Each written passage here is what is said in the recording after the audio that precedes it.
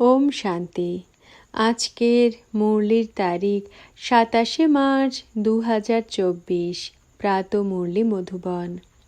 মিষ্টি বাচ্চারা, সত্য কথা শোনান একমাত্র বাবা, তাই বাবার কথাই শোনো, মানুষের নয়।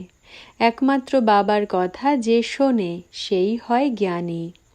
প্রশ্ন: যে আত্মারা তোমাদের দেবী দেবতা বংশের হবে তাদের মুখ্য নিদর্শন কি হবে?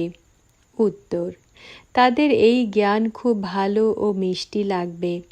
তারা মনুষ্য মত ত্যাগ করে ঈশ্বরীয় মতানুসারে চলা শুরু করবে।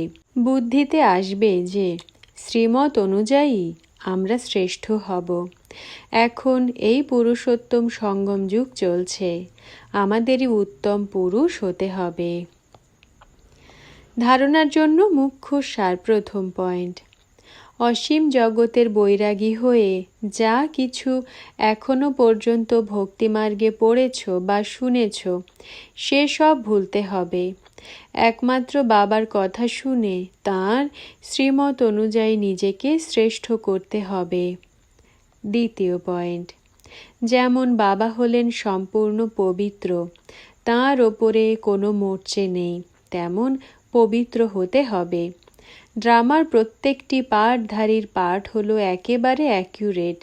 এই গুহ্য রহস্যটিকেও বুঝে এগিয়ে চলতে হবে। বরদান: বাবা আর বরদাতা এই ডাবল সম্বন্ধের দ্বারা ডাবল প্রাপ্তি করা সদা শক্তিশালী আত্মা ভব। ব্যাখ্যা: সর্বশক্তি হল বাবার উত্তরাধিকার আর বরদাতার বরদান। বাবা আর বরদাতা এই ডাবল সম্বন্ধের দ্বারা প্রত্যেক বাচ্চার এই শ্রেষ্ঠ প্রাপ্তি জন্ম থেকেই হয়ে থাকে। জন্ম থেকেই বাবা বালক তথা সর্বশক্তির মালিক বানিয়ে দেন। সাথে সাথে বরদাতার সম্পর্কে জন্ম হতেই মাস্টার সর্বশক্তিমান বানিয়ে সর্বশক্তি ভবর বরদান দিয়ে দেন। তো একের দ্বারা এই ডাবল অধিকার প্রাপ্ত হওয়ার কারণে সদা শক্তিশালী হয়ে যাও।